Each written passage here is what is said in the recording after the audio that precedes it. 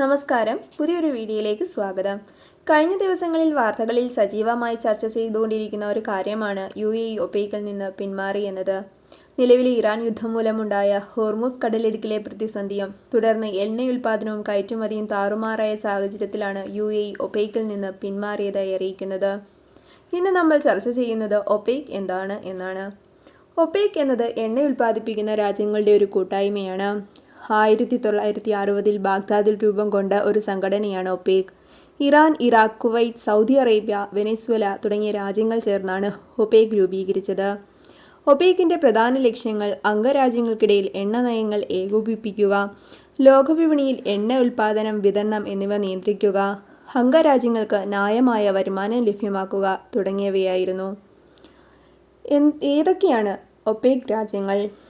13 രാജ്യങ്ങളാണ് ഒപെക്കിലെ അംഗങ്ങളായിട്ടുള്ളത്. ചില രാജ്യങ്ങൾ അംഗമാവുകയും പിന്നീട് പുറത്തു പോകുകയും ചെയ്യുന്നുണ്ട്. സൗദി അറേബ്യയാണ് ഒപെക്കിലെ ഏറ്റവും വലിയ സ്വാധീനമുള്ള അംഗരാജ്യം. ഒപെക്കിൻ്റെ പ്രാധാന്യം എന്താണ്? നമുക്ക് നോക്കാം. എണ്ണ എത്ര ഉൽപ്പാദിപ്പിക്കണം, എപ്പോൾ ഉൽപ്പാദനം കുറയ്ക്കണം, എപ്പോൾ ഉൽപ്പാദനം കൂട്ടണം തുടങ്ങിയ കാര്യങ്ങളെല്ലാം തീരുമാനിക്കുന്നത് ഒപെക് അംഗരാജ്യങ്ങളാണ്. ഇന്ത്യ പോലെ എണ്ണ ഇറക്കുമതി ചെയ്യുന്ന രാജ്യങ്ങൾക്ക് ഒപെക്കിൻ്റെ തീരുമാനങ്ങൾ വളരെ പ്രധാനമാണ്. ഒപെക്കിൻ്റെ തീരുമാനങ്ങൾ നമ്മുടെ നിത്യജീവിതത്തിൽ വളരെ സ്വാധീനം പുലർത്തുന്നുണ്ട്. ഒപെക്കിൻ്റെ ഉൽപ്പാദനം കുറച്ചാൽ എണ്ണവില ഉയരുകയും ഉൽപ്പാദനം കൂട്ടിയാൽ വില കുറയുകയും ചെയ്യുന്നു. അതായത് ഒപെക് എണ്ണവില കൂട്ടിയാൽ ഇന്ത്യയിൽ പെട്രോളിൻ്റെയും ഡീസലിൻ്റെയും വില കൂടുന്നു. ഒപെക് എണ്ണവില കുറച്ചാൽ ഇന്ത്യയിൽ പെട്രോളിൻ്റെയും ഡീസലിൻ്റെയും വില കുറയുന്നു. അതായത് നമ്മൾ പമ്പിൽ കൊടുക്കുന്ന വില പോലും ഒപെക്കിൻ്റെ സ്വാധീനമുണ്ട് എന്നർത്ഥം.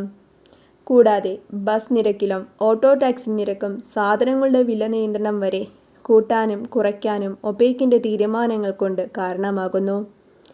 ചുരുക്കത്തിൽ ലോകത്തിൻ്റെ എണ്ണ വിലയുടെ റിമോട്ട് കൺട്രോൾ ആണ് ഒപെക് എന്ന് നമുക്ക് പറയാൻ സാധിക്കും. ഉപകാരപ്രദമായ വീഡിയോകൾക്കായി ചാനൽ സബ്സ്ക്രൈബ് ചെയ്യാൻ മറക്കല്ലേ. താങ്ക്